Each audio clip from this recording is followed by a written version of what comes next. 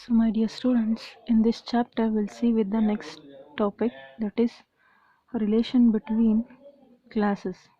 Okay.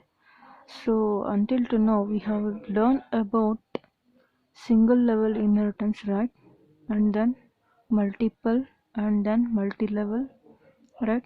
And then hybrid, and also hierarchical, right? So, in that, we will see with the relationship between the classes.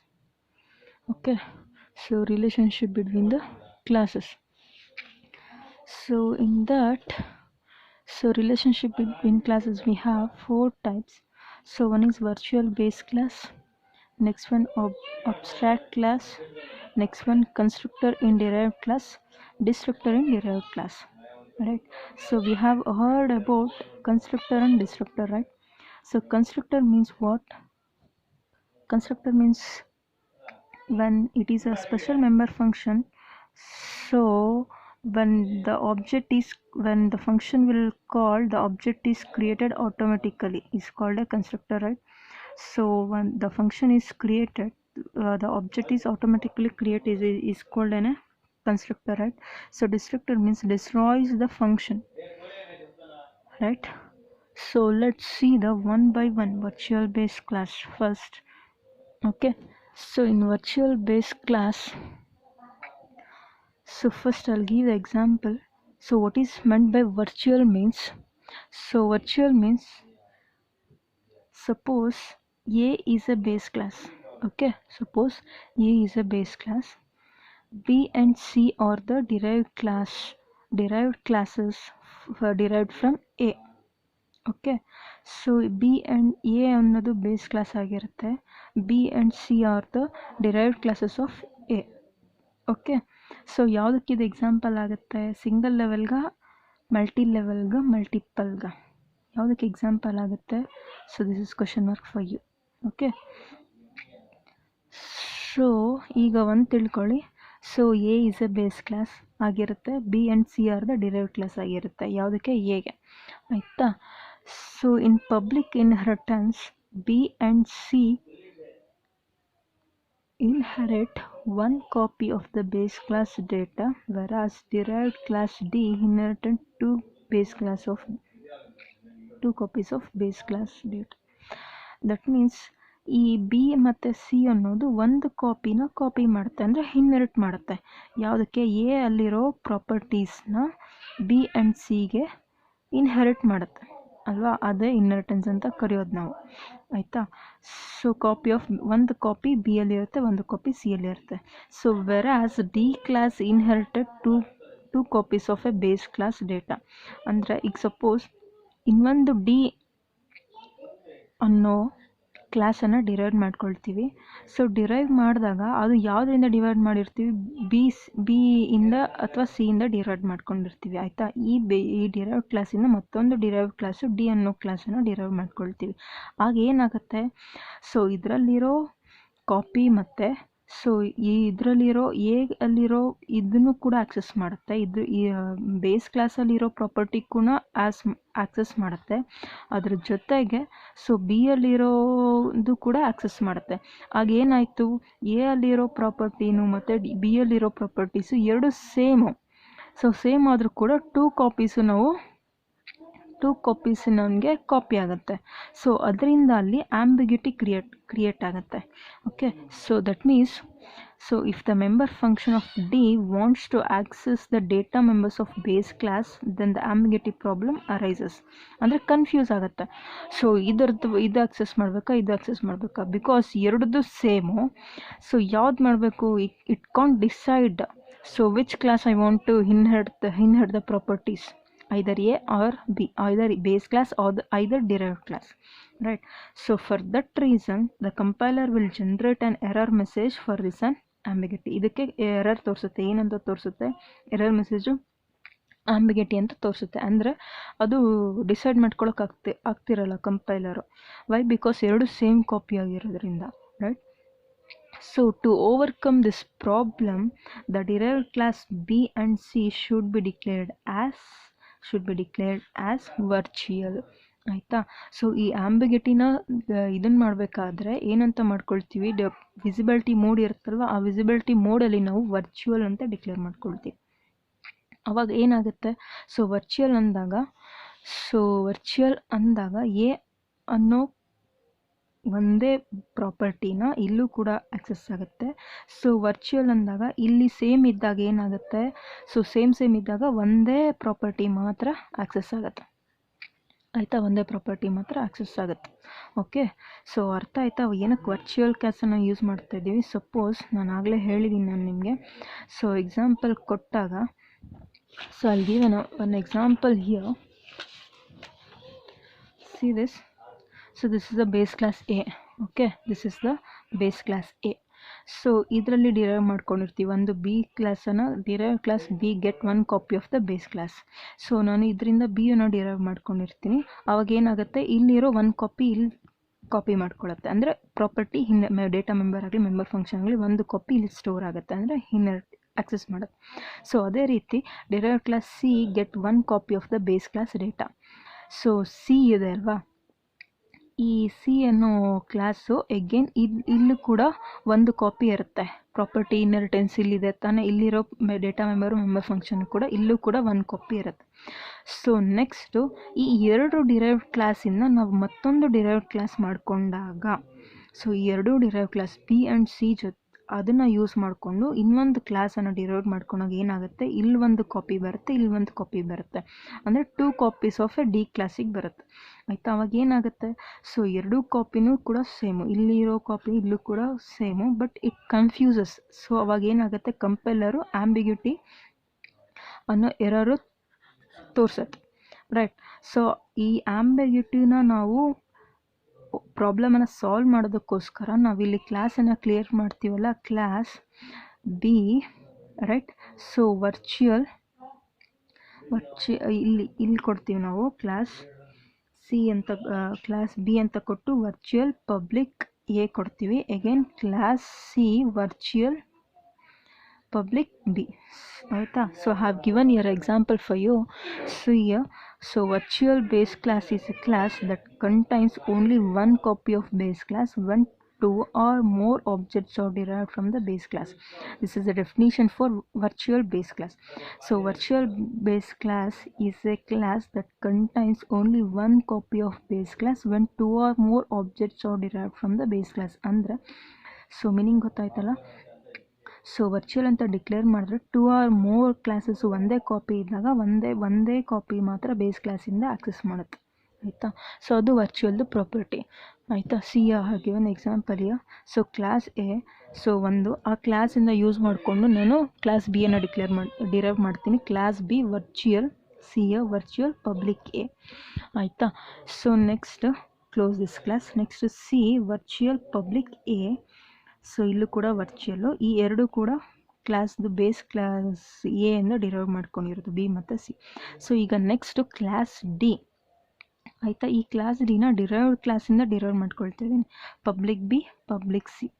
ಆಯಿತಾ. So ಈ ಥರ derive ಮಾಡಿದಾಗ ಏನಾಗುತ್ತೆ, ನಾವು virtual ಅಂತ ಕೊಟ್ಟಿಲ್ಲ ಅಂದಾಗ ಅಂಥ ಸಮಯದಲ್ಲಿ ಏನಾಗುತ್ತೆ, ಸೊ ಇಲ್ಲಿ 2 ಕಾಪಿ ಇರುತ್ತೆ, ಆ 2 ಕಾಪಿ ಕೂಡ ಇಲ್ಲಿ ಆಕ್ಸೆಸ್ ಮಾಡುತ್ತೆ. ಹಾಗಾಗಿ it's creates ambiguity problem.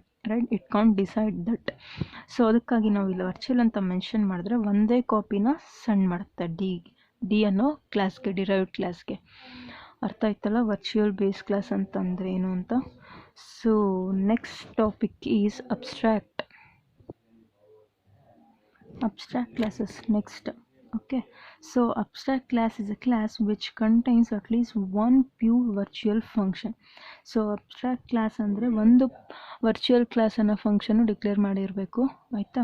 So next abstract classes are used to provide an interface for subclasses. ಅಂದರೆ interface for subclass. Abstract ಕ್ಲಾಸನ್ನು ಯೂಸ್ ಮಾಡಿಕೊಂಡು ಪ್ರೊವೈಡ್ ಮಾಡಿದ್ರೆ ಇಂಟರ್ಫೇಸನ್ನು ಕ್ರಿಯೇಟ್ ಮಾಡುತ್ತೆ. ಆಯಿತಾ. ಟು ದ ಸಬ್ ಕ್ಲಾಸಸ್ಗೆ ಇಂಟರ್ಫೇಸನ್ನು ಕ್ರಿಯೇಟ್ ಮಾಡುತ್ತೆ.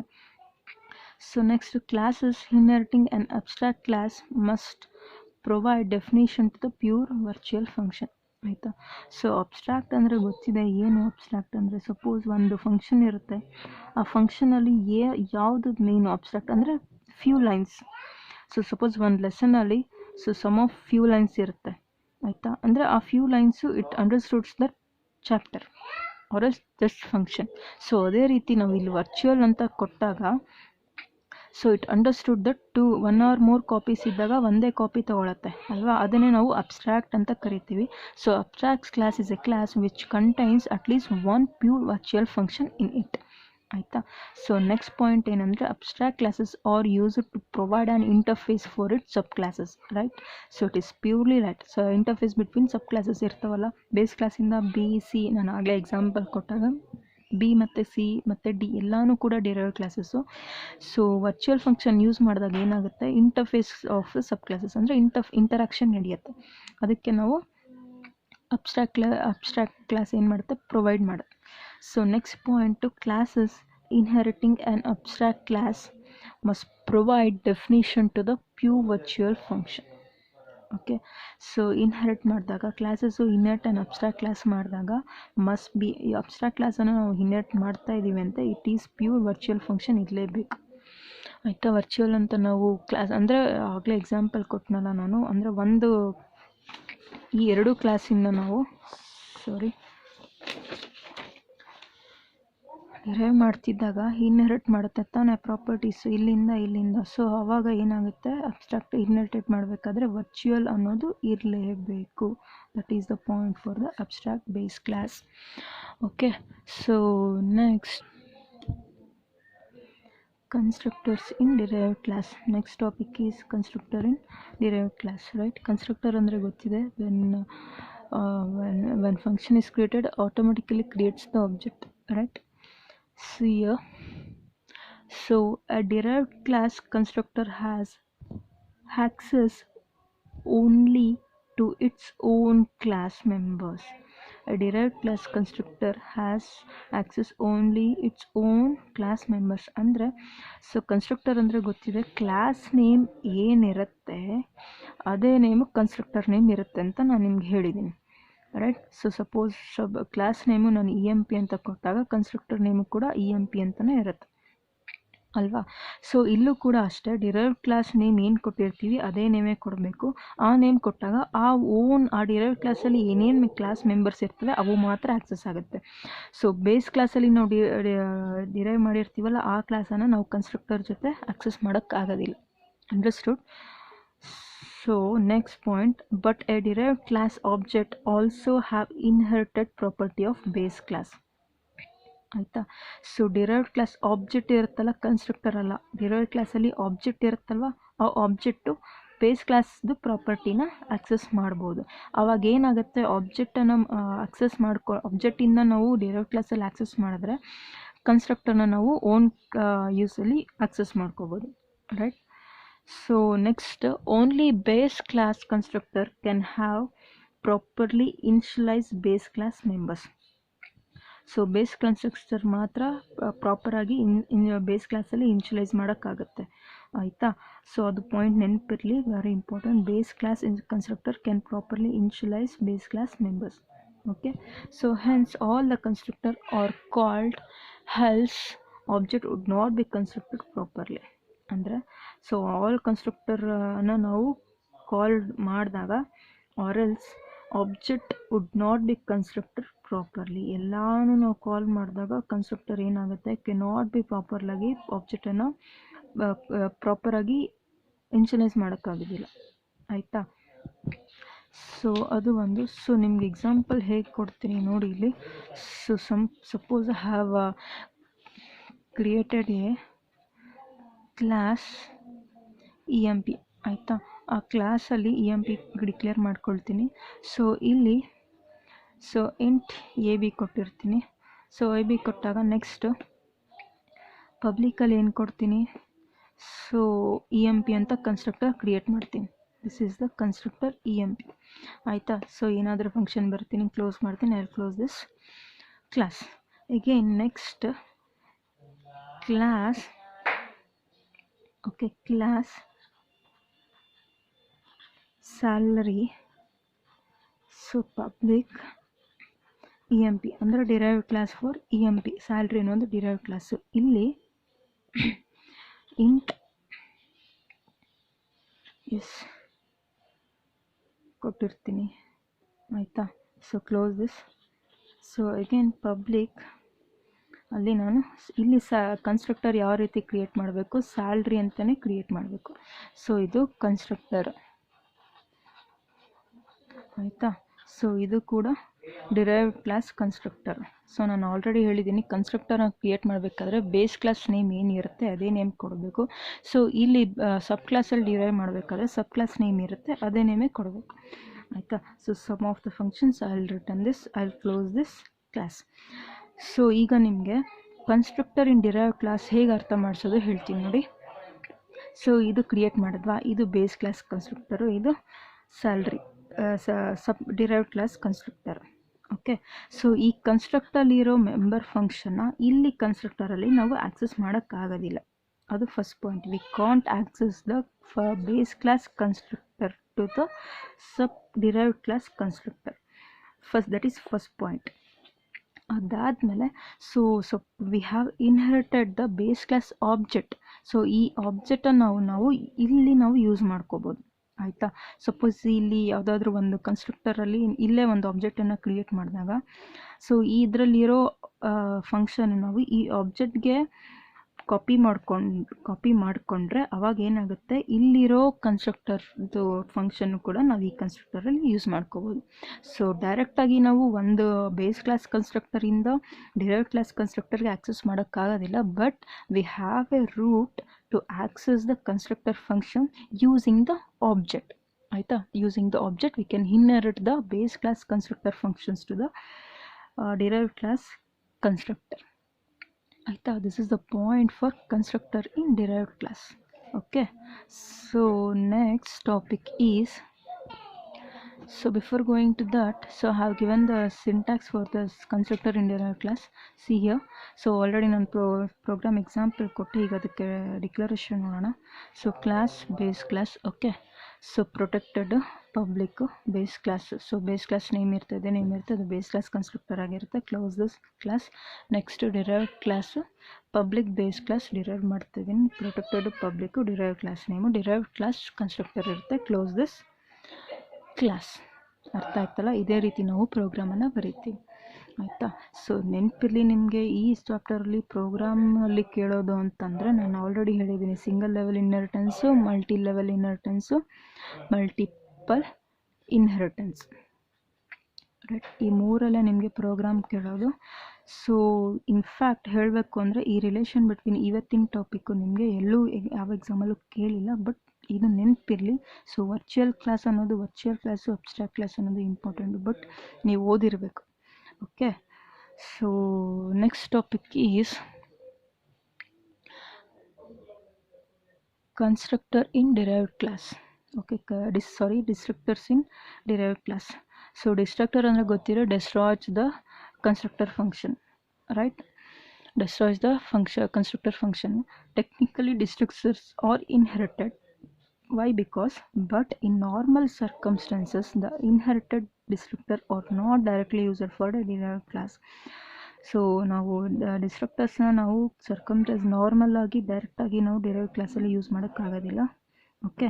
So next they are invoked because the derived classes own destructor calls them in order to destroy its own base class sub objects as a step within the destroying the larger object. ಅಂದರೆ so ಒಂದು logic ಹೇಳ್ತೀನಿ ನಿಮಗೆ. Destructor ಇನ್ derived class ಅಂದರೆ ನಿಮಗೆ, so ನಾವಿಲ್ಲಿ ಕನ್ಸ್ಟ್ರಕ್ಟರ್ನ ಮಾಡ್ಕೊಳ್ತೀವಿ, right. Declare ಮಾಡ್ಕೊಳ್ತೀವಿ base ಕ್ಲಾಸಲ್ಲಾಗಲಿ ಮತ್ತು ಡಿರೈವ್ಡ್ ಕ್ಲಾಸಲ್ಲಾಗಿ. ಸೊ ನಾವು ಒಂದು ಸರಿ ಇಲ್ಲಿ ಡಿಸ್ಟ್ರಾಯ್ ಅಂತ ಕೊಟ್ಟಾಗ, ಸೊ ಜಸ್ಟ್ ಡಿರೈವ್ಡ್ ಕ್ಲಾಸಿಂದ ಮಾತ್ರ ಡಿಸ್ಟ್ರಾಯ್ ಆಗುತ್ತೆ ಆಯಿತಾ. ಸೊ ಬೇಸ್ ಕ್ಲಾಸಿಂದ ಕನ್ಸ್ಟ್ರಕ್ಟರು ಡಿಸ್ಟ್ರಾಯ್ ಆಗೋದಿಲ್ಲ ಆಯಿತಾ. Okay. So that is a point. We can't directly invoke the destructor in the base class. Okay. ಡೈರೆಕ್ಟಾಗಿ ನಾವು ಬೇಸ್ ಕ್ಲಾಸಲ್ಲಿ ಡಿಸ್ಟ್ರಕ್ಟರ್ನ ಇನ್ವೋಕ್ ಮಾಡೋಕ್ಕೆ ಆಗೋದಿಲ್ಲ. That is the point. So why? Because so ನಾವಿಲ್ಲಿ ಆಬ್ಜೆಕ್ಟನ್ನು ಯೂಸ್ ಮಾಡಿಕೊಂಡು ಇಲ್ಲಿ ನಾವು ಇದನ್ನು ಪ್ರಾಪರ್ಟೀಸ್ನ ಆಕ್ಸೆಸ್ ಮಾಡಿರ್ತೀವಿ, ಎಲ್ಲಿ ಡಿರೈವ್ಡ್ ಕ್ಲಾಸ್ ಕನ್ಸ್ಟ್ರಕ್ಟರಲ್ಲಿ, ರೈಟ್. ಸೊ ಡೈರೆಕ್ಟಾಗಿ ನಾವು ಅಲ್ಲಿ ಮಾಡೋಕ್ಕೋದ್ರೆ ಸೊ ಇದನ್ನು ನಾವು ವರ್ಕ್ ಮಾಡೋಕ್ಕಾಗೋದಿಲ್ಲ, ಎರರ್ ತೋರಿಸುತ್ತೆ ನಮಗೆ, ರೈಟ್. ವಿತೌಟ್ ಇಲ್ಲಿರೋ ಫಂಕ್ಷನ್ನ ನಾವು ಇಲ್ಲಿ ಆಕ್ಸೆಸ್ ಮಾಡಿರ್ತೀವಿ, ರೈಟ್, ಅದು ಎಕ್ಸಿಕ್ಯೂಟ್ ಆಗೋದಿಲ್ಲ. ಸೊ ಹಾಗಾಗಿ ಡೈರೆಕ್ಟಾಗಿ ನಾವು ಬೇಸ್ ಕ್ಲಾಸ್ಗೆ ಡಿಸ್ಕ್ರಿಪ್ಟರ್ನ ನಾವು ಇನ್ವೋಕ್ ಮಾಡೋಕ್ಕಾಗೋದಿಲ್ಲ, ಆಯಿತಾ. 1 by 1 ಸಬ್ ಕ್ಲಾಸಿಂದ ಡಿಸ್ಟ್ರಾಯ್ ಮಾಡ್ಕೊತ ಆಮೇಲೆ ಬೇಸ್ ಕ್ಲಾಸ್ಗೆ ಡಿಸ್ಕ್ರಿಪ್ಟರ್ ಇನ್ವೋಕ್ ಮಾಡ್ಬೋದು, ಆಯಿತಾ. So by this completes this chapter. Okay, so by this completes this chapter. So 5 ಮಾರ್ಕ್ಸಿಗೆ ಒಂದು ಕ್ವೆಶನ್ ಬರುತ್ತೆ, ನೆನಪಿರಲಿ, ಆಯಿತಾ.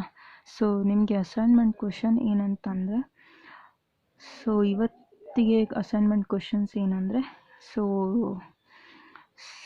ರಿಲೇಷನ್ ಬಿಟ್ವೀನ್ ಬೇಸ್ ಕ್ಲಾಸ್ ಇದೆ ಅಲ್ವಾ, ಸೊ ಈ ಮೂರು ಕೂಡ ನೀವು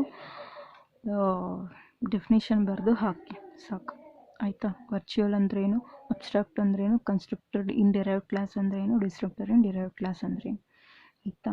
ಸೊ ಡೆಫಿನೇಷನ್ ಬರೆದು ಕೆಲವಕ್ಕೆ ನಾನು ಸಿಂಟ್ಯಾಕ್ಸ್ ಕೊಟ್ಟಿದ್ದೀನಿ, ಆ ಸಿಂಟ್ಯಾಕ್ಸ್ ಬರೆದ್ಬಿಟ್ಟು ಹಾಕಿ, ಹಾಗೆ ನಿಮ್ಮ ನೋಟ್ಸು ಮೇಂಟೈನ್ ಮಾಡ್ತಾಯಿರಿ. So next will start with the online live classes. Okay, online classes, be ready for that classes. Okay, so let's stop this now.